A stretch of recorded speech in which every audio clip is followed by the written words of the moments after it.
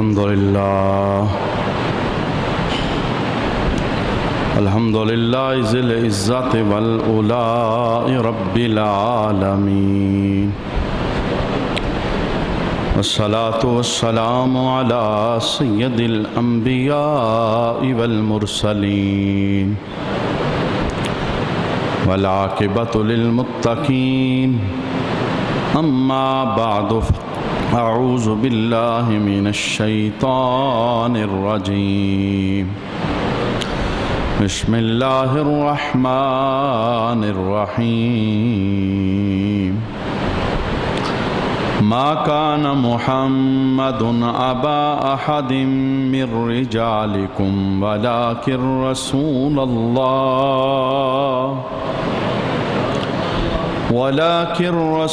الله وخاتم النبيين، وكان الله بكل شيء عليما. صدق الله مولانا العظيم. إن الله وملائكته يصلون على النبي يا أيها الذين آمنوا صلوا عليه وسلموا تسليما. اللهم صل على سيدنا ومولانا محمد وعلى آل سيدنا ومولانا محمد وبارك وسلم وصل عليه. صلاة والسلام عليك يا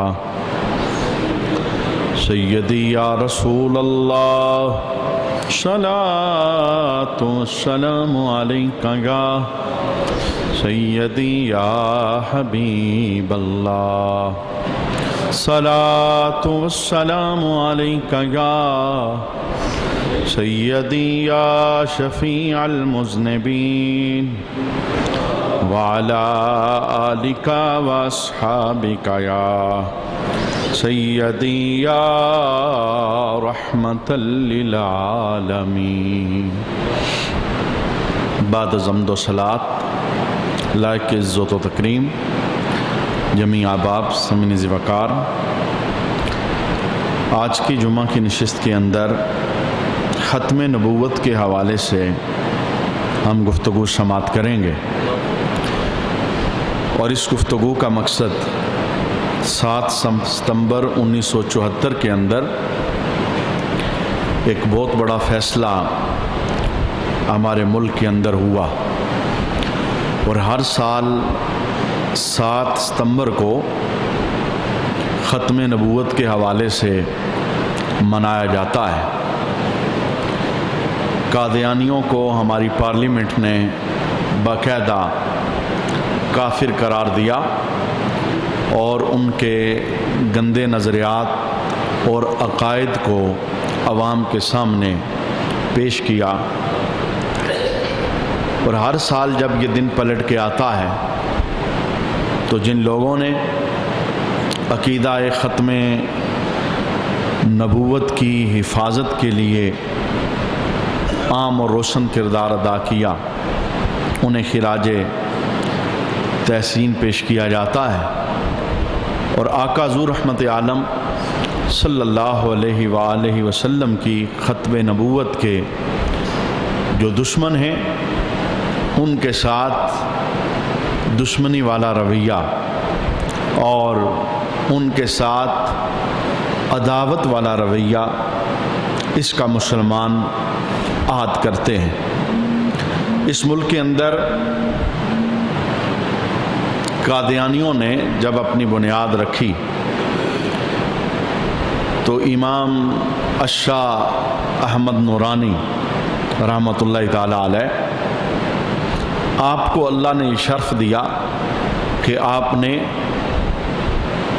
پورے پاکستان کے مسلمانوں کی اس مسئلے کے اندر قیادت کی، اور پارلیمنٹ کے اندر آپ نے مناظرہ کر کے باقاعدہ 70 پارلیمنٹ کے جو اراکین تھے، وزیر اعظم سمیت، انہیں اس بات پہ آمادہ کیا کہ یہ بل پاس کیا جائے کہ اس پارلیمنٹ کے اندر کوئی ایسا شخص کسی بڑے عہدے پر وہ نہیں بیٹھے گا جس کا رسول اللہ صلی اللہ علیہ وآلہ وسلم کی ختم نبوت پر حتمی یقین نہیں ہوگا۔ اور قادیانیوں کی پوری جماعت کو باقاعدہ بل کے ذریعے اسی پارلیمنٹ کا ایک حصہ ہے، اور یہ اعزاز دنیا میں سے کسی پارلیمنٹ کو بھی نصیب نہیں ہوا، انہیں باقاعدہ کافر قرار دیا گیا۔ چونکہ اس معاملے کو بھی سال ہا سال گزر چکے ہیں، نسل تبدیل ہوتی ہے تو ذہن کے زاویے بدلتے ہیں۔ جیسے آئے دن اس وقت جو حکومتی کرسیوں پہ بیٹھے ہوئے لوگ ہیں، ان کی طرف سے قادیانیوں کے ساتھ نرم گوشے، نرم رویے اور کسی بہانے پھر سے انہیں اسلام کی صفوں کے اندر داخل کرنے کی مذموم کوششیں کی جاتی ہیں۔ لہٰذا ہر مسلمان کا یہ فریضہ ہے کہ وہ آقا حضور رحمت عالم صلی اللہ علیہ وآلہ وسلم کی ختم نبوت کے اس منصب پر پہرے داری کرے اور اس عقیدے کو اپنی نسلوں کے اندر ٹرانسفر کرے کہ نبی کریم صلی اللہ علیہ وآلہ وسلم کو اللہ کریم نے تمام نبیوں کا خاتم بنا کر دنیا کے اندر جلوہ گر کیا۔ آقا حضور رحمت عالم صلی اللہ علیہ وآلہ وسلم کے بعد نہ کوئی تشریعی نبی آ سکتا ہے، نہ کوئی غیر تشریعی نبی آ سکتا ہے۔ تشریع کا معنی شریعت لے کر، اور غیر تشریع کا معنی کہ شریعت کے بغیر نہ کوئی ذلی آ سکتا ہے، نہ کوئی بروزی آ سکتا ہے۔ ذلی کا معنی یہ ہے کہ نبی کریم صلی اللہ علیہ وآلہ وسلم کی نبوت کے سائے کے اندر کوئی اپنی نبوت کا اعلان کرے۔ اس وقت سوشل میڈیا پر قادیانیوں کی طرف سے یہ ایک فتنہ جاری و ساری ہے، اور ان کے جو اس وقت بڑے ہیں وہ مسلمانوں کے درمیان اس بات کو پھیلا رہے ہیں کہ ہمارا جو خبیث تھا مرزا غلام احمد قادیانی، اس نے ختم نبوت پر تو کوئی حملہ نہیں کیا، وہ رسول اللہ صلی اللہ علیہ وآلہ وسلم کو خاتم النبیین مانتا تھا، لیکن اس کا عقیدہ یہ تھا کہ آقا حضور رحمت عالم صلی اللہ علیہ وآلہ وسلم کی کوئی تابعداری بندہ کرے اور حضور رحمت عالم صلی اللہ علیہ وسلم کے نقش قدم پر چلے تو حضور کی نبوت کے سائے کے اندر اسے بھی نبوت مل سکتی ہے۔ معاذ اللہ، یہ عقیدہ ان کی کتابوں کے اندر موجود ہے۔ اگر آج کوئی قادیانی اس بات سے منحرف ہوتا ہے، جیسے ہمارے مسلمانوں کو یہ بیماری ہے کہ وہ تعریف کبھی اپنے مسلمان کی نہیں کریں گے، جب کبھی تعریف کریں گے تو کسی یہودی کی تعریف کریں گے، یا کسی عیسائی کی تعریف کریں گے، یا کسی قادیانی کی تعریف کریں گے، اپنا مسلمان تو انہیں تعریف کے قابل نظر نہیں آتا۔ یاد رکھیے گا، اگر ایمان موجود نہیں ہے تو بندہ لاکھ خوبیوں کا مالک بھی ہو، اس کی کوئی حیثیت نہیں ہے۔ جن لوگوں کی زبانوں پر یہ جملے آتے ہیں تو قادیانی لیکن ہیں بڑے امانت دار، ہیں تو قادیانی ہیں بڑے باخلاق، ہیں تو قادیانی، یہ خوبی ان کے اندر موجود ہے۔ وہ ان خوبیوں کے ذریعے اس لبادے کو پہن کر وہ مسلمانوں کی صفوں کے اندر داخل ہونا چاہتے ہیں۔ لہٰذا یہ 7 ستمبر کا جو دن گزرا ہے، ہر سال یہ ستمبر کا دن ہمارے لیے اس عاد کا دن ہے کہ ہماری ہر اس بندے کے ساتھ دشمنی ہے، عداوت ہے، بائیکاٹ ہے جو کسی طرح سے بھی رسول اللہ صلی اللہ علیہ وآلہ وسلم کی ختم نبوت پر حملہ آور ہوتا ہے، یا ان کا حامی ہے یا ان کا مددگار ہے۔ نہ ان کے ساتھ ہمارا سلام ہے، نہ ان کے ساتھ ہمارا لین دین ہے، نہ ان کی کسی دعوت کے اندر ہمارا آنا جانا ہے، نہ ان کے ساتھ ہماری یاری اور دوستی ہے۔ وجہ یہ ہے کہ اگر کسی قادیانی کے ساتھ ہماری یاری اور دوستی بنے گی تو گنبد خضرا کے اندر رسول اللہ صلی اللہ علیہ وآلہ وسلم کے دل پر دکھ کا سما پیدا ہوگا، اور جو بندہ آقا حضور کو اذیت میں مبتلا کرتا ہے اور دکھی کرتا ہے، قرآن اس کے لیے بیان کرتا ہے کہ اس پر اللہ کی بھی لعنت ہے اور سارے فرشتوں کی بھی لعنت ہے۔ لہٰذا ایک مسلمان کبھی بھی اسے یار نہیں بنا سکتا جو رسول اللہ کا غدار ہے، اسے دوست نہیں بنا سکتا جو رسول اللہ کا دشمن ہے۔ مسلمان کی دشمنی بھی اسلام کی خاطر ہوتی ہے اور اس کی دوستی بھی اسلام کی خاطر ہوتی ہے۔ لہٰذا ہماری اس پارلیمنٹ کے اندر یہ جو کام ہوا، یہ بہت بڑا کام ہوا، اور قیامت تک کے لیے اس عقیدہ کے حامیوں کو وہ صاف کر دیا گیا اور مسلمانوں کی صفوں سے ارادہ کر دیا گیا۔ آج بھی جب سیاسی لوگ ووٹ مانگنے کے لیے قادیانیوں کے پاس جاتے ہیں تو وہ ان کے سامنے اسی شرط کو رکھتے ہیں کہ پہلے آپ ہماری حیثیت کو بحال کرو، ہمارے لیے جو سینٹ کے اندر بل پاس ہوا ہے اس کو مسترد کر دیا جائے، اور ہمارے اوپر جو کفر کا لیبل لگا ہے اسے ہٹا دیا جائے، پھر ہم تمہیں ووٹ دیں گے۔ اور ہمارے سیاست کی آڑ کے اندر وہ کچھ لوگ ان سے وعدے بھی پھر کر دیتے ہیں کہ جب ہم اسمبلی میں آئیں گے تو تمہارے لیے آواز اٹھائیں گے۔ ہم ایسوں پر بھی لعنت بیچتے ہیں اور ان کی حمایت کرنے والوں پر بھی لعنت بیچتے ہیں، اس لیے کہ ہم اسی پارٹی کو مانتے ہیں جو رسول اللہ کی عزت کی حفاظت کرنے والے ہیں۔ جسے حضور کی عزت کا پاس نہیں، ہمیں نہ اس کے نام کا پاس ہے نہ ہمیں اس کی عزت کا پاس ہے، اس لیے کائنات میں جسے بھی عزت ملی ہے آمینہ کے لال کی عزت کے صدقے سے اللہ نے عطا فرمائی۔ تو پارلیمنٹ کے اندر ایک بات کا اضافہ کیا گیا، آپ جب بھی دیکھتے ہیں حلف اٹھایا جاتا ہے، وزیر اعظم حلف اٹھائے، صدر حلف اٹھائے، ایم این اے، ایم پی اے، کوئی بھی جب حلف کی تقریب ہوتی ہے تو اس کے اندر باقاعدہ اس عقیدے کو، یہ جو کلمہ ہم پڑھتے ہیں، یہ پارلیمنٹ کے اندر جو مسلمان کی آئین میں تعریف لکھی گئی، وہ تعریف کیا ہے؟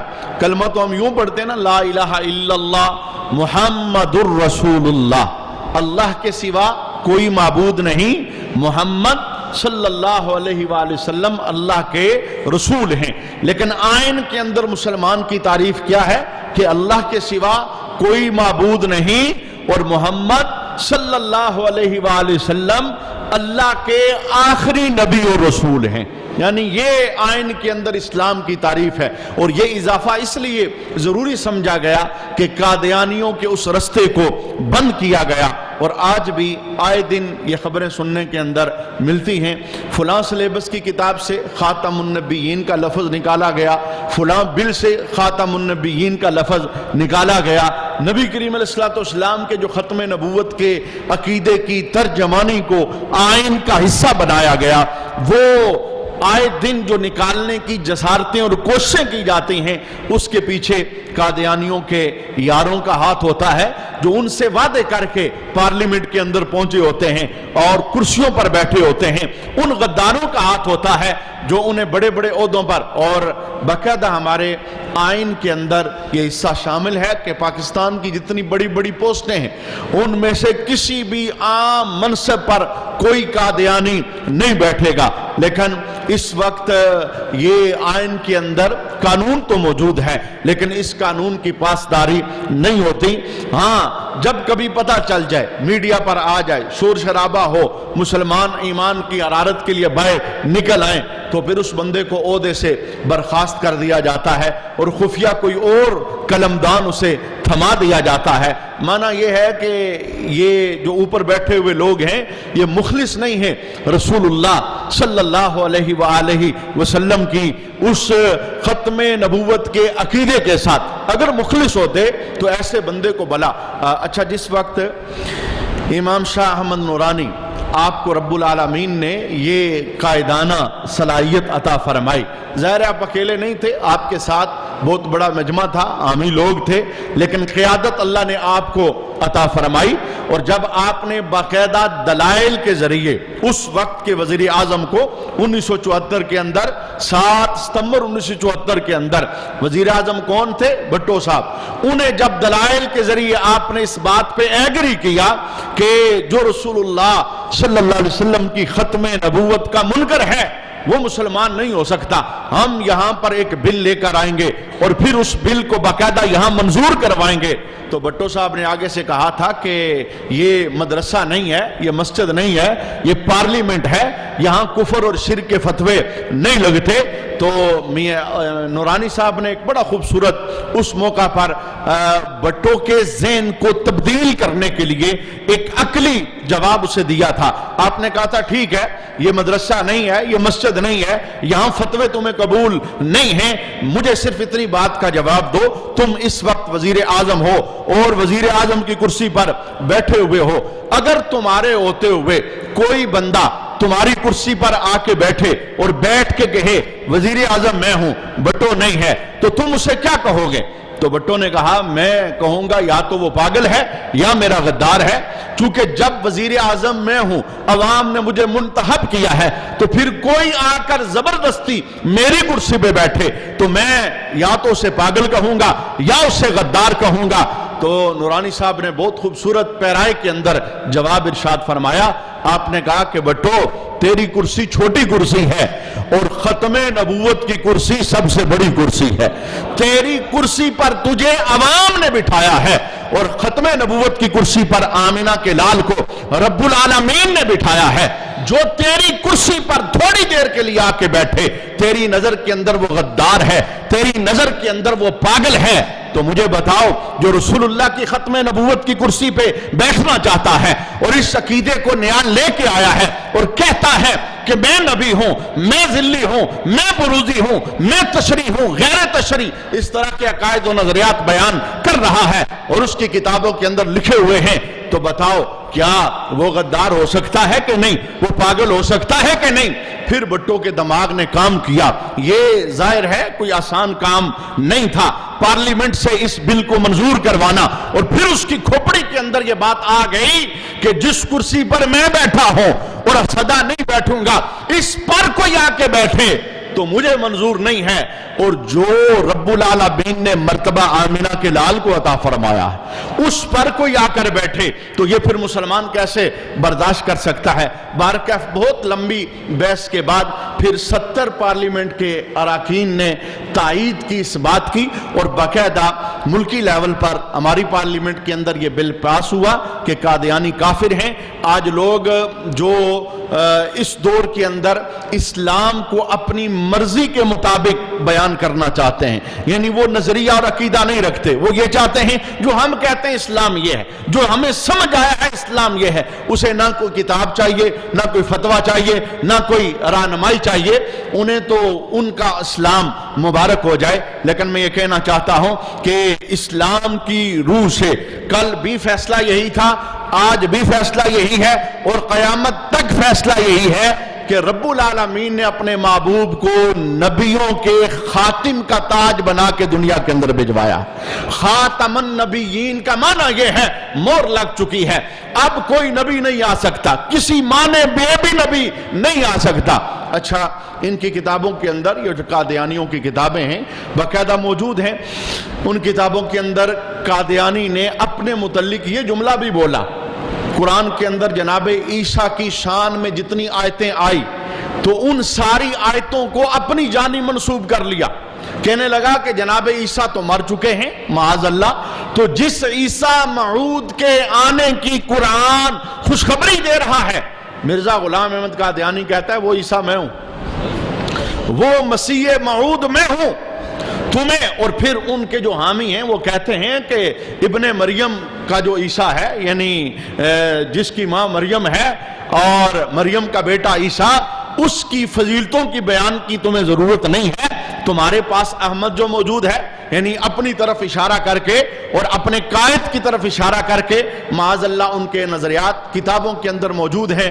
ایک مسلمان کے لیے اتنی ہی بات کافی ہے کہ جس نے نبی کریم علیہ السلام کے ساتھ کسی بھی لحاظ کے ساتھ ختم نبوت کی آڑ کے اندر ہلکی سی بھی غداری کی اس کا دین اور اسلام کے ساتھ کوئی تعلق نہیں ہے۔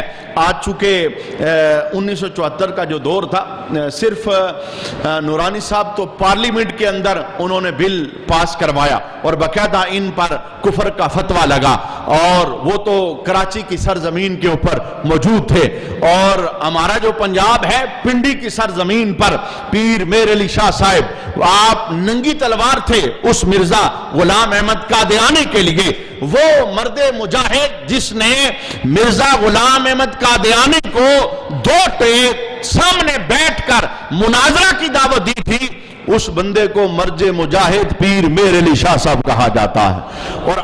اور جب اس نے ہیلے بہانے کے مناظرے سے بھاگنے کی اس نے کوششیں کی تو آخر اس نے یہ جملہ بولا، وقت بھی طے پا گیا، لوگ بھی اکٹھے ہو گئے، مجمع بھی لگ گیا، اور پیر صاحب پنڈی سے لاہور وہاں اس میدان کے اندر پہنچ بھی گئے، وقت مقررہ پر وہ خبیث نہ آیا، چونکہ اس نے نہیں آنا تھا، اسے اپنے جھوٹ کا پتا تھا اور اسے اپنی خباثت کا پتا تھا، میدان چھوڑ کے بھاگ گیا۔ جب اس کے حامیوں نے پوچھا کہ پیر میر علی شاہ صاحب مناظرے کے لیے آگے، آپ نے مناظرہ کوئی نہیں کیا اور آپ مناظرے سے بھاگ گئے، اور مناظرے کی جو ریٹ تھی، جو یعنی وہ دلائل تو سارے باقی رہ گئے، اس سے کہا مناظرہ صرف اس بات پہ ہوگا کہ سورت فاتحہ کی تفسیر میں بھی لکھوں گا اور سورت فاتحہ کی تفسیر میر علی شاہ بھی لکھے گا، ہم میں سے لکھتے لکھتے جس کی بس ہو گئی وہ مناظرہ ہار جائے گا، اور جو لکھتا چلا گیا وہ مناظرہ جیت جائے گا۔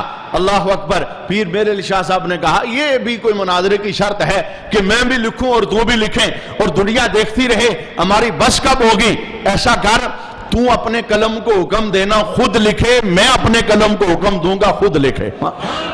جس کی قلم خود لکھنا شروع ہو گئی وہ مناظرے کا میدان مار جائے گا۔ اور پھر جب اس نے یہ بات سنی تو وہ میدان سے بھاگنے پر مجبور ہو گیا، اور بعد میں کسی نے پیر صاحب سے پوچھا کہ آپ نے اتنا بڑا چیلنج کر دیا کہ قلم خود بخود لکھے؟ آپ نے کہا میں نے خود نہیں کیا، مجھے میرے نانا نے حکم عطا فرمایا تھا، میرے پیچھے تو اس ختم نبوت کے قائد کی مور موجود تھی اور ہاتھ موجود تھا جن کی خاطر میں میدان کے اندر اترا تھا۔ بارکیف اس دور کے اندر امام احمد رضا خان علیہ رحمت الرحمن آپ نے بہت ساری کتابیں لکھی، مرزا غلام احمد قادیانی کے رد کے اندر کتابیں موجود ہیں، عقائد ان کے گندے موجود ہیں، ان کے خلاف فتاوی جات موجود ہیں۔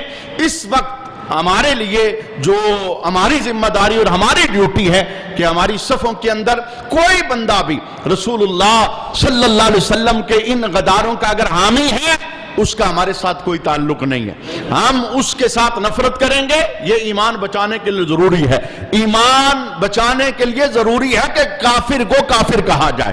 یہ اخلاق نہیں ہے کہ یہ اخلاق کی کہاں سے تعریف لوگوں نے گڑھ لی کہ یار کافر کو بھی کافر نہ کہو۔ جب کافر کو کافر نہیں کہو گے تو کل یا ایھا الکافرون اس آیت کو قرآن سے نکال دو گے، رب تو کافر کو کافر کہہ رہا ہے، جو کافر ہے اسے کافر کہو گے تو اپنا ایمان بچے گا، اور اگر کافر کو کافر کہنے سے ڈرو گے تو پھر اپنے ایمان کی فکر کرنی پڑے گی۔ بارکیف یہ جو ہماری پارلیمنٹ کے اندر باقاعدہ حلف برداری کی تقریب ہوتی ہے، اور اس کے اندر ہر ایک سے یہ عہد کروایا جاتا ہے اس کی زبان سے کہ اپنی زبان سے کہو کہ محمد صلی اللہ علیہ وآلہ وسلم اللہ کے آخری رسول اور آخری پیغمبر ہیں، خاتم النبیین ہیں۔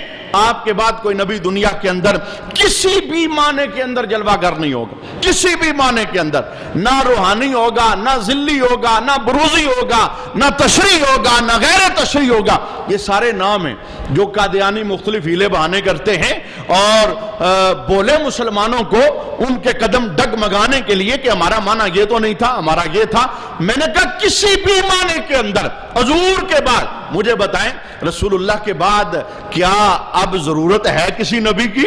حضور تو ضرورتیں ساری پوری کر کے چلے گئے، دین مکمل ہو گیا، قرآن مکمل ہمارے ہاتھوں کے اندر موجود ہے، شریعت مکمل ہمارے ہاتھوں کے اندر موجود ہے۔ اور باقاعدہ مرزا قادیانی سے یہ پوچھا گیا، سوال کیا گیا، یعنی اس کی کتاب کے اندر موجود ہے، اس سے پوچھا گیا کہ اگر نبی کریم صلی اللہ علیہ وسلم کی نبوت کے سائے کے اندر جیسے تو کہہ رہا ہے ذلی نبی नबी, रूहानी नबी, हुजूर की रूह का फैज लेके कोई नबी बन सकता है। तो ये बता, क्या अबू बकर भी नबी था, उमर भी नबी था, उस्मान भी नबी था, अली भी नबी? कहने लगा उनमें से कोई नहीं, नबी तो मैं हूं।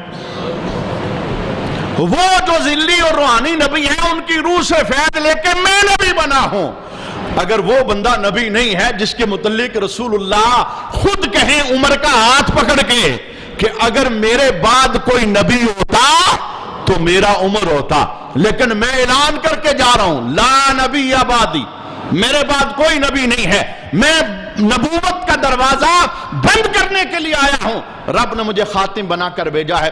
सैकड़ों अहादीस इस उन्वान पर मौजूद हैं, सैकड़ों कुरान की आयात इस उन्वान पर मौजूद हैं। आज के खुतबा जुमा में अपने इस अकीदे को हरा और ताज़ा करने के लिए एक कुरान की आयत और एक हदीस हम समाअत करेंगे, जिसके अंदर ये मौजूद है कि रसूलुल्लाह सल्लल्लाहु अलैहि वसल्लम आखिरी नबी हैं, आपके बाद दुनिया के अंदर कोई नबी भी दुनिया के अंदर जलवागार नहीं होगा। सूरह अहज़ाब की मशहूर आयत है और ख़त्म के मौका पर इस आयत को बार बार तकरार के तौर पे पढ़ा जाता है ताकि अकीदा मजबूत रहे। अल्लाह इरशाद फरमाता है, मा काना मुहम्मदुन अबा अहदिम मिर रिजालिकुम, हज़रत मोहम्मद तुम्हारे मर्दों में किसी के बाप नहीं, वलाकिन रसूल अल्लाह, हाँ अल्लाह के रसूल हैं, व खातमन नबिय्यीन, और सब नबियों के बाद वाले, यानी खातिम, आपके बाद अब कोई नबी दुनिया में जलवागार नहीं होगा। ये आयत करीमा है और हदीसें तो बहुत सारी हैं, लेकिन एक ईमान अफरोज हदीस हम सुनेंगे जिसे मुस्तदरक लिल हाकिम के अंदर इमाम हाकिम ने रिवायत किया है। आका हुज़ूर रहमत आलम सल्लल्लाहु अलैहि वसल्लम के सहाबी हज़रत ज़ैद बिन हारिसा, बहुत ज़माने तक इन्होंने हुज़ूर रहमत आलम की खिदमत की। ये अपने वालिदैन से गुम हो गए थे और फिर बहुत छोटे से थे तो हुज़ूर की खिदमत के अंदर ये जलवागर हुए और फिर हुज़ूर रहमत आलम के पास ही रहे। सहाबा कहते हैं कि एक मरतबा ऐसा हुआ कि काबा शरीफ के बिल्कुल करीब के अंदर रसूलुल्लाह सल्लल्लाहु अलैहि वसल्लम तशरीफ़ फरमा थे, हज़रत ज़ैद भी बैठे हुए थे, तो कुछ लोग आए जो काबा शरीफ के बिल्कुल करीब आके उस मजमे के अंदर मौजूद थे। तो हज़रत ज़ैद बड़े गौर के साथ उन लोगों को देखने लगे। तो मेरे महबूब ने हज़रत ज़ैद को देखा और देखकर महसूस कर लिया कि शायद ज़ैद किसी को पहचान रहा है और इस मजमे में ज़ैद का कोई अपना है। तो मेरे महबूब ने पूछा, फ़क़ाल लहुन नबिय्यु, हुज़ूर ने हज़रत ज़ैद से पूछा, मन हाउला या ज़ैद, ए ज़ैद ये कौन लोग हैं जिन्हें तू इतने गौर से देख रहा है, ये कौन है? तो हज़रत ज़ैद आगे से जवाब देते हैं, फ़क़ाल ज़ैद या रसूल अल्लाह, हाज़ा अबी व हाज़ा अम्मी व हाज़ा अख़ी व हाउलाई अशीरती, हुज़ूर ये मेरे अब्बा जी हैं, मेरे चचा जी हैं और मेरा एक भाई है और मेरे ख़ानदान के लोग हैं। और सहाबा कहते हैं हमने ये मंजर देखा, ज़ैद ने अपने वालिद को पहचान लिया, चचा को पहचान लिया, भाई को पहचान लिया, खानदान के लोगों को पहचान लिया जो सामने हैं, लेकिन ज़ैद हुज़ूर रहमत आलम के पास बैठे हैं, उठकर उन्हें मिले नहीं। यानी होता है इतने जमाने के बाद बाप का चेहरा देख रहा है बेटा, तो वो जो पितरी मोहब्बत है वो तो सीने में जोर मारती है। हाँ, सीने में उस मोहब्बत ने जोर मारा, लेकिन ज़ैद दरे रसूल से उठे नहीं। और बाद में किसी ने पूछा कि ए ज़ैद, जब बाप सामने आ गया था इतने जमाने बाद, चचा सामने था, भाई सामने था, खानदान के लोग सामने खड़े थे और तू बिछड़ा हुआ था, तू उठ के दौड़ के मिला क्यों नहीं? तो हज़रत ज़ैद ने जवाब क्या दिया? कहने लगे, इजलालन ले रसूलिल्लाह, जब सोना बैठा है तो हुजूर के होते हुए मैं किसी और की तरफ कैसे देख सकता हूं?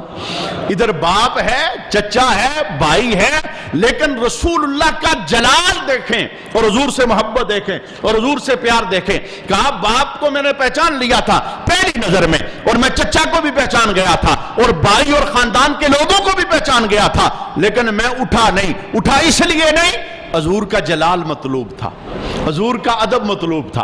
महबूब सामने बैठे हैं तो महबूब को छोड़ के मैं यही वजह है। सहाबा जब मजमा लगा होता, यानी खुतबा होता या कोई भी मामला होता, मस्जिद के अंदर हुजूर मौजूद होते, सहाबा कहते हैं कि हमने कभी अपनी निगाहें हुजूर के चेहरे से नहीं हटाई। हमें नहीं पता था इधर कौन आया है, उधर कौन आया है, पीछे कौन है, आगे कौन है, कौन उठा है, कौन आया है, हमें नहीं मालूम। हमारी नजरें हर वक्त مصطفیٰ جان رحمت صلی اللہ علیہ وآلہ وسلم کے چہرے کا طواف کرتی رہتی تھی. تو آقا حضور رحمت عالم صلی اللہ علیہ وسلم فرماتے ہیں، جس وقت زید نے بتایا نا حضور میرے ابا جی ہیں، میرا بھائی ہے، میرے چچا ہیں اور میرے خاندان کے لوگ ہیں، تو حضور نے فرمایا قم فسلم علیہم یا زید. حضور نے فرمایا زید کھڑے ہو جاؤ اور اپنے چچا کو، اپنے والد کو، اپنے بھائی کو سلام کرو، کیونکہ یہ مکہ کی بات ہے، ابتدائی اسلام کی بات ہے. ابھی کافروں کو سلام کہنا منع نہیں ہوا تھا، چونکہ دین کے احکام آہستہ آہستہ وارد ہوئے، ایک دم سے سارا دین نازل نہیں ہوا. 23 سال کا زمانہ لگا ہے قرآن کے نزول کے اندر بھی. تو یہ شروع کی بات ہے جب کافروں کو سلام دینا جائز تھا، بعد میں منع کر دیا گیا. یہودی، عیسائی، کافر، کسی کو بھی جو بھی کافر ہے، نام اس کا کوئی بھی ہے، اسے سلام دینے سے شریعت نے منع فرمایا ہے. تو حضرت زید رضی اللہ تعالی عنہ آپ اٹھے، اپنے باپ کے سینے کے ساتھ لگے، بھائی کے ساتھ آپ نے ملاقات کی اور چچا سے، خاندان کے لوگوں سے ملے. جب باپ رونے لگا، کہنے لگا امضی معانا یا زید، اے زید آپ کو میں اپنے ساتھ لے کے جاؤں گا، زمانہ ہو گیا تمہیں ڈھونڈتے ڈھونڈتے، میرے بیٹے تو کہاں رہ گیا تھا. تو حضرت زید رضی اللہ تعالی عنہ کے سامنے انہوں نے جب اس خواہش کا اظہار کیا تو حضرت زید نے حضور کی طرف اشارہ کیا، کہا میں تبھی جاؤں گا جب سونا مجھے اجازت عطا فرمائے. تو باپ ہے لیکن میری محبت اب ان سے ہو چکی ہے، میں ہاتھ ان کے ہاتھ میں دے چکا ہوں، میں ان کی غلامی میں آ چکا ہوں. ما اريد برسول اللہ بدلا ولا غیرہ. حضرت زید کہنے لگے کہ مجھے بتاؤ حضور کا کوئی بدل ہے؟ حضور کے علاوہ کوئی حضور جیسا مجھے ملے گا؟ میں تو نہیں چھوڑ سکتا. تو حضرت زید کے والد نے رسول اللہ کی بارگاہ میں عرضی پیش کی، کہنے لگے یا محمد انا معطوک بہذا الغلام دیات. اے محمد آپ اس بچے کے بدلے میں ہم سے جتنے بھی پیسے لینا چاہتے ہیں ہم دے دیں گے. یہ ہمارا بیٹا ہے، اب آپ کا غلام بن چکا ہے، آپ سے محبت کرتا ہے، جتنے پیسے آپ مانگیں گے ہم پیسے دیں گے، ہمارا بچہ ہمیں دے دیں. تو محبوب نے آگے سے کیا کہا میں زید کا 1 روپیہ بھی نہیں لیتا، میرا صرف ایک تقاضا ہے. کیا؟ وہ ذرا لفظ سنیے. ایک نیا بندہ مسلمان ہو رہا ہے تو اسے مسلمان کرتے ہوئے الفاظ کیا بولنے چاہیے. میرے محبوب نے حضرت زید کے والد ابھی مسلمان نہیں تھے، چچا بھائی خاندان کے لوگ ابھی مسلمان نہیں تھے. محبوب کہنے لگے ان تشہدوا اللہ الہ الا اللہ وَأَنِّي خَاتَمُ أَنْبِيَاءِ وَرُسُلِهِ. اے زید کے والد، میں زید کو آزاد کرنے کے پیسے نہیں لیتا، میری خالی ایک ہی شرط ہے، تم یہ گواہی دو اللہ کے سوا کوئی معبود نہیں اور میں سارے نبیوں اور رسولوں کا خاتم بن کے دنیا میں آیا ہوں. خالی یہ نہیں کہا کہ میں اللہ کا رسول ہوں، بلکہ لفظ کیا ہے وَأَنِّي خَاتَمُ أَنْبِيَاءِ وَرُسُلِهِ. تمام نبیوں اور رسولوں کا خاتم بن کے آیا، میرے بعد کوئی نبی نہیں آئے گا. تو حضرت زید کے والد کا مقدر جاگا، انہوں نے کلمہ پڑھا، چچا نے کلمہ پڑھا، بھائی نے کلمہ پڑھا، وہ در مصطفیٰ کے اوپر حاضر ہو گئے اور آقا حضور رحمت عالم کے دامن کے ساتھ وابستہ ہو گئے. اس حدیث میں یعنی اس بات کی تشریح موجود ہے کہ محبوب کریم علیہ السلام کے بعد قیامت تک اب کوئی نبی آ سکتا، حضور آخری نبی ہیں اور آقا حضور رحمت عالم کو ختم نبوت کا تاج دے کے اللہ نے دنیا کے اندر جلوہ